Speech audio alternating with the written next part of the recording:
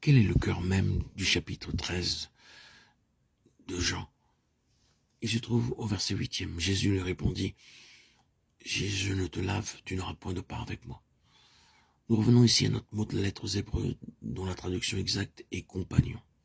Nous sommes devenus compagnons de Christ. Ces mots de part avec moi viennent de la même racine que ce mot compagnon. Jésus dit ici, si je ne vous lave, vous ne pourrez jamais devenir mes compagnons. Ce sont ceux auxquels j'ai lavé les pieds qui sont mes compagnons, dans la voie céleste. Les compagnons de Jésus doivent avoir les pieds propres.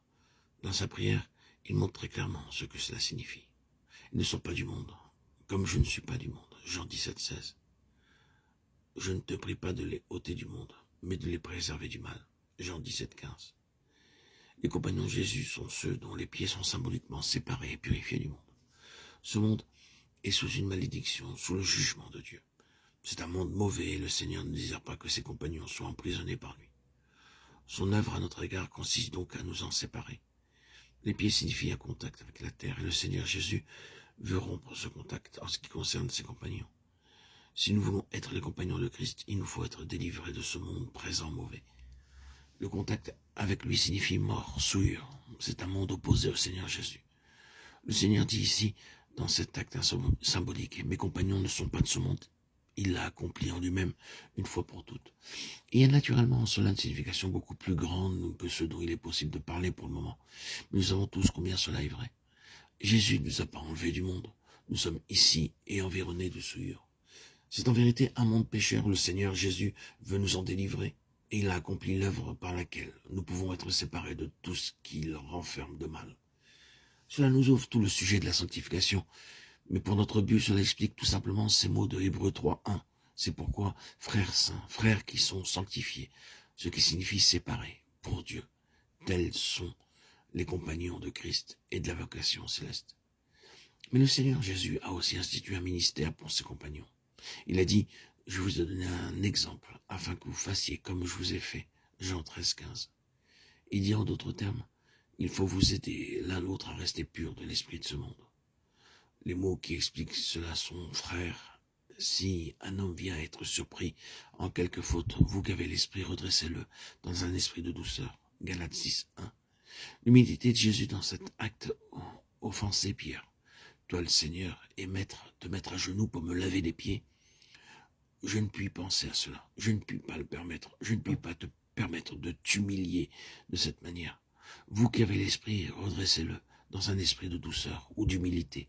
Vous et moi, nous devons apprendre cela davantage. C'est un ministère spirituel qui est très nécessaire.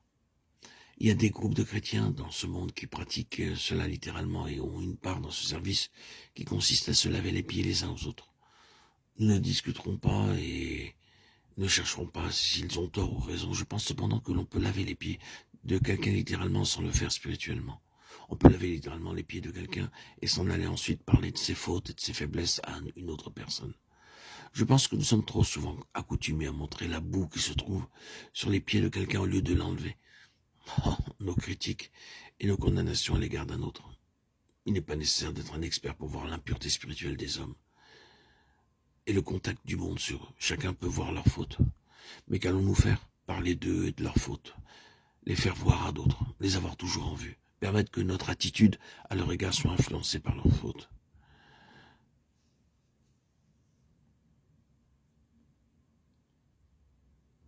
Si nous lisons sérieusement les évangiles, nous verrons que les disciples avaient beaucoup de boue sur leurs pieds. Ils se querellaient afin de savoir lequel d'entre eux en serait le plus grand dans le royaume des cieux et s'efforçaient d'arriver à la première place. Tout cela est une histoire pénible. Ils avaient beaucoup de fautes et de défauts. Leurs pieds étaient en vérité tachés par ce monde.